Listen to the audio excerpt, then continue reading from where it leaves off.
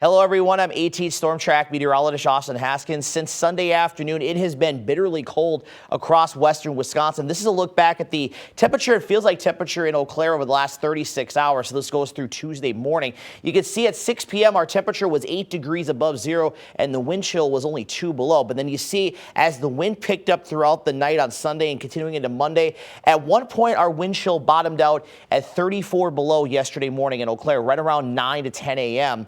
And you can see we didn't really see much improvement throughout the day. Our wind chill at its warmest, about the mid-teens below zero.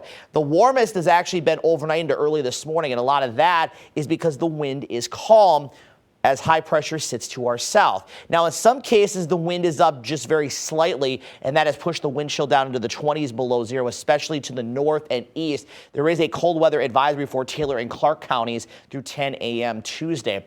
This area, low pressure out to our west, is going to slide south and east and is looking to maybe bring some snow to southern Minnesota and Wisconsin, but it's looking like it's going to miss western Wisconsin here almost entirely. So we'll look at future track here, and you can see that we will be dealing with increasing clouds throughout the day today. And then as we get into tonight, you notice how we don't really see much on future track. Maybe a couple spots of light snow and flurries south of Highway 10, but the rest of the area is pretty quiet overall. This first wave has actually been trending south in the newer data that has come in overnight into very early this morning. So still maintaining a small chance for some flurries or a brief light snow shower, but I think most of us are going to get away with really seeing nothing in terms of snow for tonight into tomorrow morning.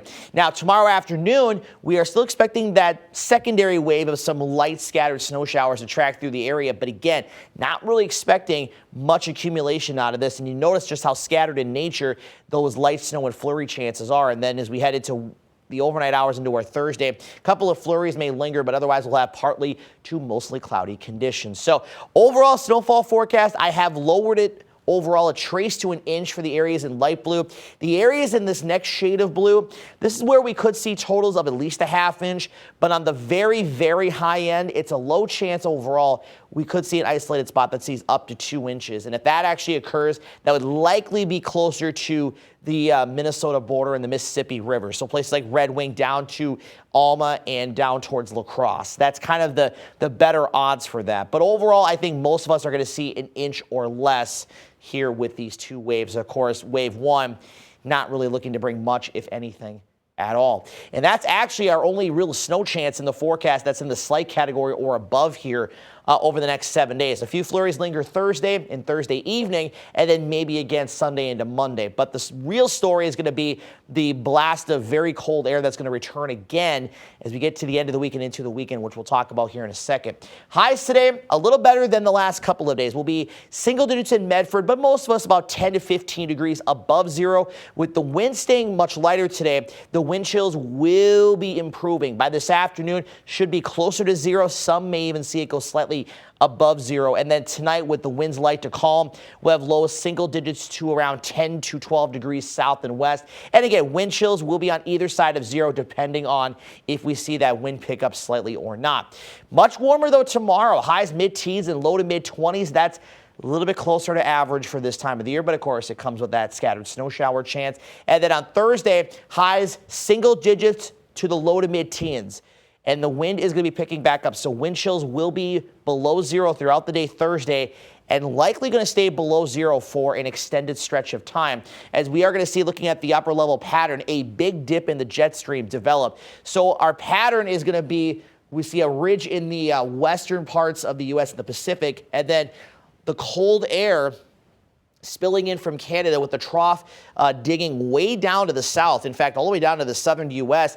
And there are rumblings that there could be a wintry system that impacts the southern U.S. and the Ohio Valley with some snow and maybe some freezing rain. Now, of course, the local meteorologist down there will talk about that. But if you know anybody or you have travel plans down to the southern U.S. here later this week and into this weekend, just kind of watch the forecast on that closely. But that is certainly going to be bringing in another blast of frigid air to western Wisconsin. Now, what you're looking at here is the projected temperature and feels like temperature, and this is off the European model. So the numbers are going to vary a little bit here, but the idea is that Wednesday is not looking to be too bad. You can see Wednesday night, the wind chill does go back slightly below zero, and then we stay mostly teens below throughout the day on our Thursday, but look how bitterly cold it gets into Thursday night into Friday. Now, it's showing a wind chill here in Eau Claire of near minus 50.